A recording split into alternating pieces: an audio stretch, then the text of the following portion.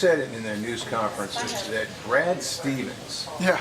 the basketball coach, formerly of Butler, now the Boston Celtics, had a huge influence on your thinking on how to be a coach. And you said part of the reason was the way he conducted himself in press conferences. I've never once had a coach say to me, I really need to get better with my press conference. Why did that make such an impact on you? Well, I don't think it has anything to do with the way I conduct myself in a press conference, but just his approach to the game and his thought process and how he evaluated decisions. And I could just tell that everything had sound logic and reasoning for why he did it.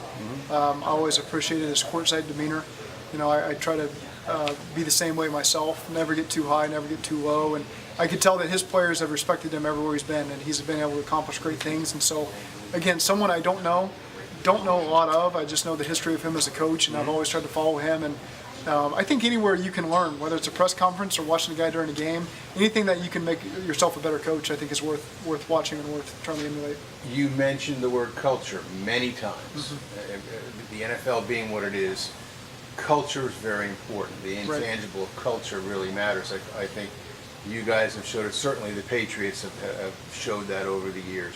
From what you know of this organization, this franchise, what is the culture here right now? Well, I truthfully can only speak going forward, and I know that we're going to try to establish in the way that we're going to go about doing it. And it's through great communication and having people of high character who all have a shared vision and want to be a part of something that's bigger than themselves. I think that's something that every player in this league wants to be a part of, and we'll bring that to Cincinnati.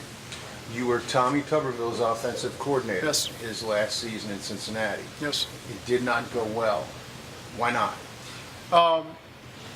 I think that you could point to a lot of different reasons, but I think it's important to take responsibility for everything that you can control. And not getting the most out of the offense was my job, and it's something that I've learned and has helped me through the last 2 years of my coaching career. And adversity is good for you sometimes. I've learned a lot during that season.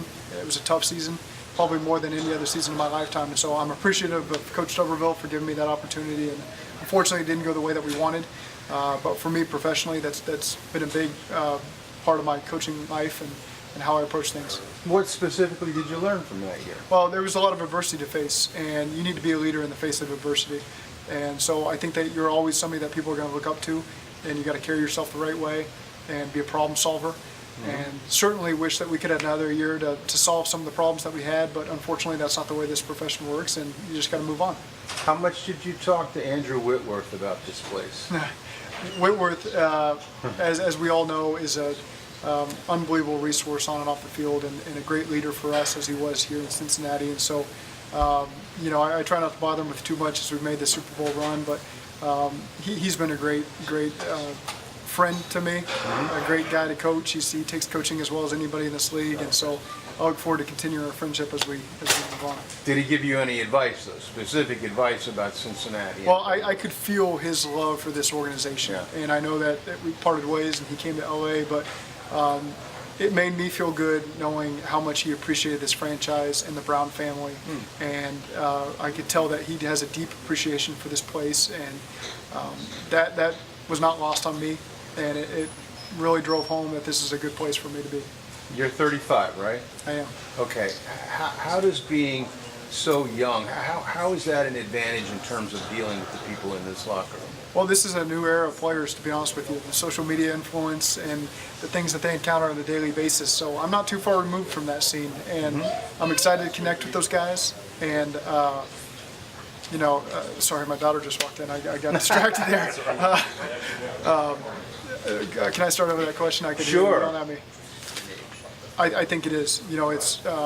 This is a new generation of players, and they're influenced by social media, and so I'm not too far removed from all that myself. And so, but like I said earlier, as long as the players know that you can help them get better and get the most out of their game, then they'll respect you and do what you want to do. And it starts with building a relationship with all the players in this team. And once you build that relationship and that trust, then you can push them to new limits and hold them to high standards.